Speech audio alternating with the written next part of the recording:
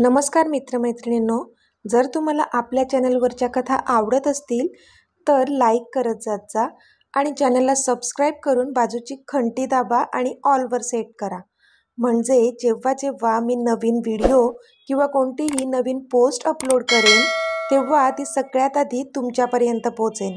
धन्यवाद. तर वळूया आपल्या कथेच्या पुढच्या भागाकडे. पण सगळ्यांच्या पुढे फास्ट जो धावत होता तो आदित्य होता. कोणाला कळलंच नाही की आदित्य इतक्या जोरात का धावत आहे, कारण तो जीवाच्या आकांताने धावत होता. हे सगळेजण पाहत होते, पण त्यांना कोणालाच ह्याची अजिबात कल्पना नव्हती की त्याला पॉवर मिळाली असती तर तो उडत गेला असता तिथे. इतका त्याचा जीव वर खाली झाला होता, कारण जेव्हा त्याने सगळीकडे नजर फिरवून युविकाला शोधलं होतं तेव्हा त्याला ती दूर दूरपर्यंत कुठेच दिसली नव्हती. आणि त्याला माहीत होतं की तीच समुद्राच्या दिशेने फोनवर बोलत चालत होती आणि ती बुडणारी व्यक्ती ती नसावी इतकीच प्रार्थना तो आता देवाला करत होता. आता पुढे सगळी पब्लिक तिथेच होती, पण खोल पाण्यात पुढे जाण्यासाठी कोणीच पुढे येत नव्हतं. फक्त दूर उभे राहून आरडाओरड करत होते बस. आदित्य त्या लोकांच्या गर्दीमधून जोराने धावत होता, पण त्याच्या जीवाची मात्र घालमेल सुरू होती, कारण अजूनही त्याची नजर त्या बुडणाऱ्या व्यक्तीवर होती. आणि शेवटी ज्याची भीती होती तेच झालं. त्याला पाण्याच्या वर बुडणाऱ्या व्यक्तीचा हात दिसला आणि त्याचा श्वास तेवढा थांबायचा बाकी राहिला, कारण त्या हातात तेच घड्याळ होतं जे युविकाने त्या दोघांसाठी कॉम्बो आणलं होतं. तो हात युविकाचाच होता. इथे युविकाला स्वतःला समजलं नव्हतं की ती बोलण्याच्या ओघात कधी खोल पाण्यात पोचली होती. ती परीला अक्षयबद्दल सांगत होती आणि तिला खूप जास्त राग आला होता त्याचा, पण त्याच रागाच्या भरात ती कधी इतक्या आत येऊन पोचली तिला सुद्धा कळलं नव्हतं, कारण ती तर किनाऱ्यावरून चालत होती. तिला सावरायला वेळ मिळालाच नाही. ती मागे फिरतच होती की एक खूप मोठी लाट आली आणि तिला आत घेऊन गेली. ती पाण्यात खेचली जाऊ लागली. ती प्रयत्न करत होती पण तिला बाहेर यायलाच मिळत नव्हतं. प्रयत्न करून थकून गेली होती ती. तिने लांबून व्हॉलीबॉल खेळणाऱ्या आदीकडे पाहिलं, पण फक्त लांबूनच, कारण आत्ता काही आपण पुन्हा बाहेर पडू शकणार नाहीत ह्याची जणू खात्रीच पटली होती तिला, कारण तो खवळलेला समुद्र त्याचा जोर लावून तिला आत जो खेचत होता. नाकातोंडात पाणी गेलं होतं तिच्या. शेवटी हार मानली तिने त्या महासागरापुढे आणि डोळे मिटले. तिच्या आईचा चेहरा तिच्या डोळ्यांसमोर आला, मग मिहिकाचा चेहरा डोळ्यांसमोर आला आणि सगळ्यात शेवटी जो तिचा श्वास बनला होता त्या आधीचा चेहरा तिच्या डोळ्यांसमोर आला. क्षणात त्या भिजलेल्या डोळ्यांतून अश्रूची पण धार लागली, जी त्या समुद्राच्या पाण्यात विरून गेली. खूप सारी स्वप्न पाहिली होती तिने, त्याच्यासोबत पुढचं आयुष्य घालवण्याची, त्याच्यावर भरभरून प्रेम करण्याची, पण आता सगळं संपलं होतं. डोळ्यांपुढे अंधार आला होता. आय एम सॉरी आदी, कदाचित आपली साथ इथपर्यंतच होती. भरल्या डोळ्यांनी तिने त्याची माफी मागितली आणि शेवटी प्रयत्न करणं थांबवून स्वतःला झोकून दिलं त्या महासागराच्या कुशीत. पण अचानक तिचा श्वास परत आल्यासारखं वाटलं तिला, कारण कोणीतरी तिच्या कमरेत हात घालून तिला त्या पाण्याच्या वर काढलं होतं आणि त्या लाटांना चिरून तो तिला किनाऱ्यावर घेऊन जात होता. तिने ओझरतं एकदा त्याच्याकडे पाहिलं तर तोच होता तिचा आदी. त्याला पाहिलं तिने आणि बेशुद्ध झाली ती. तसं त्याने तिला त्याच्या दोन्ही मजबूत हातांवर उचललं आणि तिला किनाऱ्यावर घेऊन आला तो. त्याने मृत्यूच्या दाढेतून तिला बाहेर खेचून आणलं होतं. असा कसा तिला दूर जाऊ देऊ शकत होता तो? सगळ्या जणांनी एकच गर्दी केली होती. आधीची फॅमिली पण तिथेच होती. सगळेजण युविकाला पाहून शॉक झाले होते. सगळ्यांच्या चेहऱ्यावर भीती आणि काळजी स्पष्ट दिसत होती, पण ती मात्र अजून बेशुद्धच होती. तोपर्यंत इथे त्याच्या जीवात जीव नव्हता. त्याने तिला खाली ठेवलं. तोच अक्षय पुढे आला आणि तिच्या जवळ जाऊ लागला, पण आदीने त्याला हातानेच थांबवलं. स्टे अवे, तो बोलला तसे सगळेजण आश्चर्याने त्याच्याकडे पाहू लागले, पण त्याला मात्र आता कसलीच पर्वा नव्हती. त्याला फक्त तिला बरं वाटणं महत्त्वाचं होतं ह्या क्षणी. त्याने तिच्या पोटावर हाताने भार दिला तसं तिच्या तोंडातून पाणी बाहेर पडू लागलं. मग त्याने पुन्हा अजून भार दिला तशी ती तोंडातून पाणी बाहेर काढू लागली आणि खोकू लागली. आता तिला शुद्ध येत होती आणि ती उठून बसली होती. आधी तिच्या बाजूलाच बसला होता. Are you okay? त्याने काळजीने तिच्याकडे पाहत विचारलं. तशी तिची नजर त्याच्यावर पडली तर तिला तिच्यापेक्षा जास्त भीती तर त्याच्याच डोळ्यात दिसत होती. तिला गमावण्याची भीती, जी थोड्या वेळाआधी तिला त्याच्यासाठी वाटली होती. आणि मग मागचा पुढचा कोणताच विचार न करता तिने त्याला कच्च मिठी मारली. तिच्या डोळ्यातून अश्रू वाहू लागले होते. थोड्या वेळासाठी तिला वाटलं होतं की आता सगळं संपलंय. आपण आपल्या आधीपासून दूर जातोय, आई आणि बहिणीपासून दूर जातोय. पण नाही, त्याने नव्हतं होऊ दिलं ते. तिला वाचवलं होतं त्याने. तुझी काळजी घेईन, आयुष्यभर तुझ्यावरच प्रेम करेन. तुझ्या पुढ्यात येणाऱ्या प्रत्येक संकटात सगळ्यात पुढे मी उभा असेन. सगळे प्रॉमिस त्याने तिला प्रपोज करताना केले होते आणि आज त्याची प्रचिती येत होती तिला. तिचे डोळे अविरत वाहत होते. त्याच्या मिठीतच रडत होती ती आणि तो तिच्या डोक्यावरून हात फिरवून तिला शांत करत होता. जणू पूर्ण जगाचा विसर पडला असावा त्यांना. पण इथे त्याचे फॅमिली मेंबर्स मात्र आवासून दोघांकडे पाहत होते. म्हणजे युविका आधीच्या मिठीत आणि अक्षय बाजूला उभा होता. सगळ्यांना खूप जास्त आश्चर्य वाटत होतं. अक्षयने तर हाताच्या मुठी रागाने आवळल्या होत्या.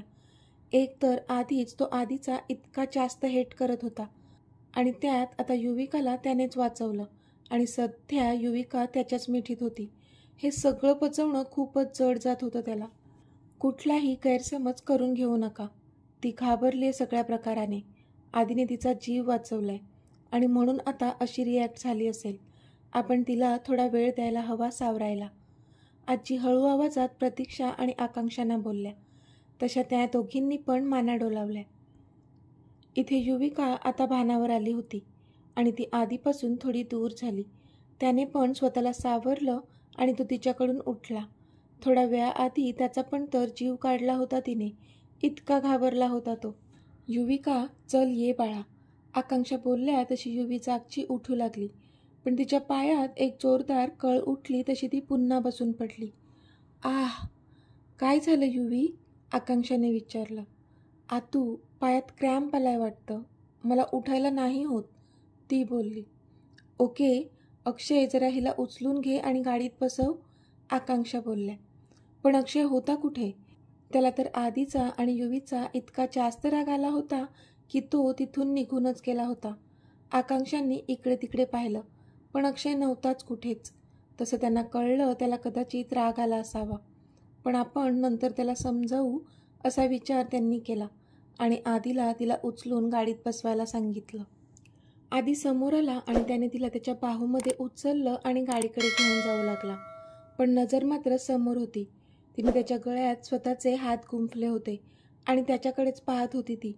पण त्याने मात्र एकदाही तिच्याकडे पाहिलं नव्हतं. कदाचित त्याला तिचा राग आला असावा ह्या क्षणी. असं कसं ती स्वतःच्या बाबतीत एवढी मोठी रिस्क घेऊ शकत होती? थोड्या वेळाआधी त्याच्यावर काय बितली होती ते फक्त त्याचं त्यालाच माहीत होतं. तिला काही झालं असतं तर? फक्त विचार करूनच त्याच्या अंगावर काटा येत होता. जर तिला काय झालं असतं तर मग त्याने काय केलं असतं? अजिबात स्वतःची काळजी घेत नव्हती ती आणि म्हणूनच आता तो पण तिच्यावर रागावला होता. त्याने तिला गाडीत व्यवस्थित बसवलं आणि तिचा सीट बेल्ट लावून दिला. त्याने एकदा तिच्याकडे पाहिलं आणि मग नजर फिरवून तो बाजूला झाला आणि ड्रायव्हिंग सीटवर जाऊन बसला. मागे आकांक्षा तिच्यासोबत होत्या आणि पुढे रविराज बसले होते. बाकीचे सगळे मागच्या गाडीत येत होते. आधी समोर पाहून स्लोली गाडी ड्राईव्ह करत होता. युवी, तुला अजून कुठे लागलं तर नाही ना? अशी कशी पाण्यात गेलीस बाळा? आकांक्षा युवीला विचारत होत्या. आत्तू, ते मी फोनवर बोलत होते, युवी बोलली. आकांक्षा, राहू दे.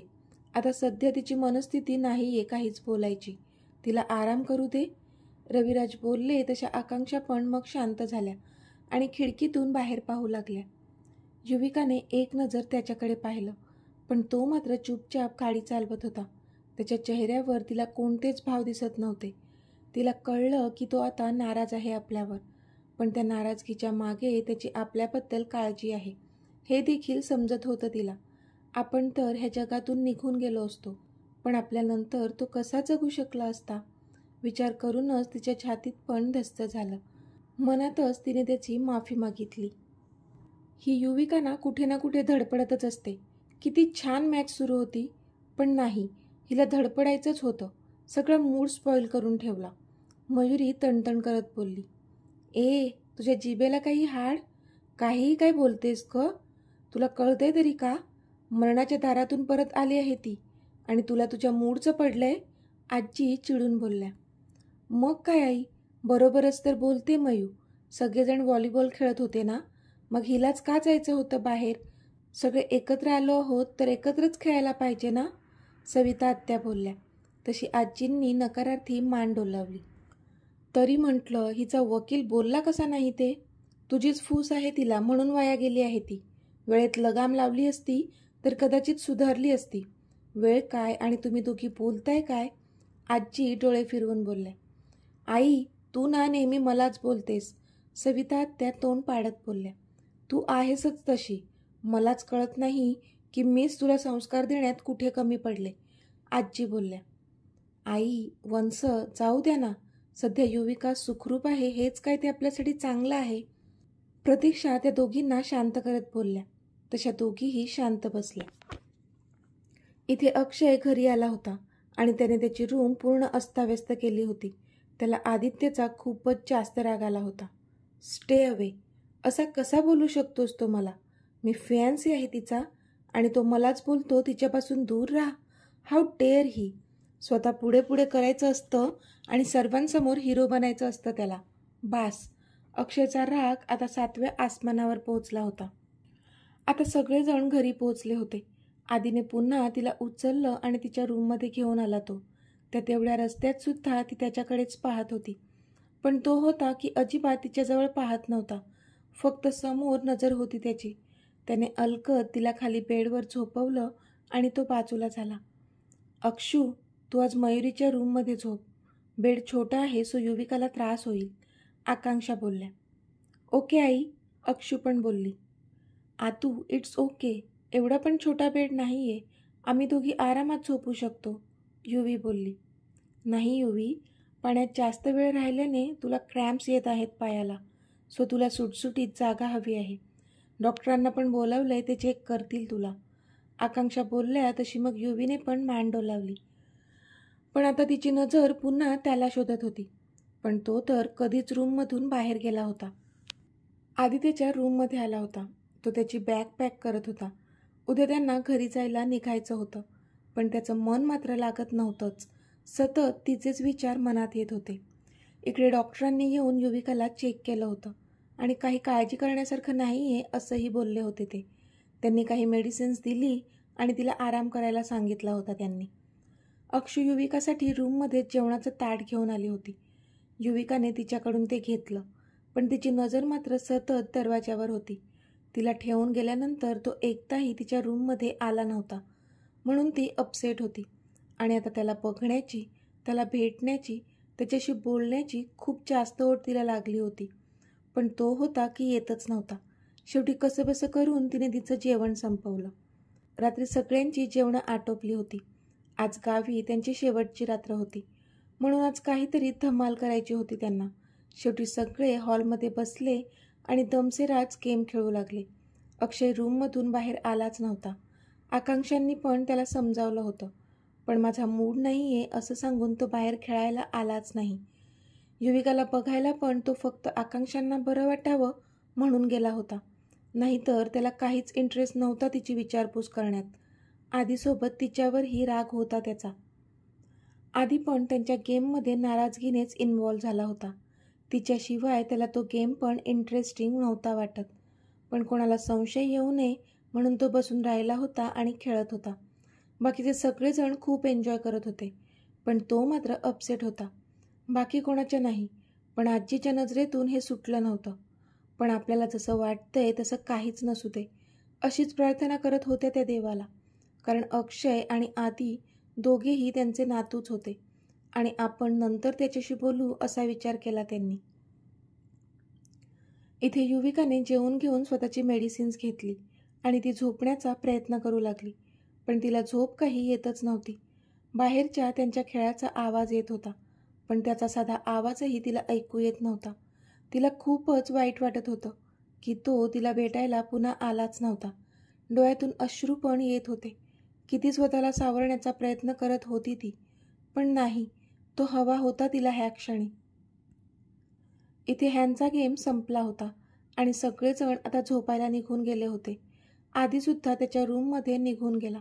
तो बेडवर आडवा झाला होता, पण त्याला पण झोप काही येतच नव्हती. किती राग आला होता तिचा, पण आत्ता मात्र मन मानत नव्हतं. ती बरी तर असेल ना? तिला त्रास होत असेल का? एकदा तिला बघायचं होतं. कशी आहेस विचारायचं होतं. त्याने घड्याळ पाहिलं तर आता 1 वाजला होता. शेवटी तो जागचा उठला आणि बाहेर आला. त्याने बाहेरचा अंदाज घेतला तर सगळेजण आता झोपले होते. तसा तो सरळ तिच्या रूमच्या दिशेने चालत गेला. दार लुटून तिच्या रूममध्ये शिरला आणि आतून दार लॉक केलं त्याने. तर मित्रमैत्रिणींनो, आजचा भाग तुम्हाला कसा वाटला ते मला कमेंटमध्ये सांगा. आणि जर आवडला असेल तर व्हिडिओला लाईक करा, शेअर करा आणि चॅनलला सबस्क्राईब करून बाजूची घंटी नक्की दाबा. चला तर भेटूया आपल्या पुढच्या भागात. तोपर्यंत धन्यवाद.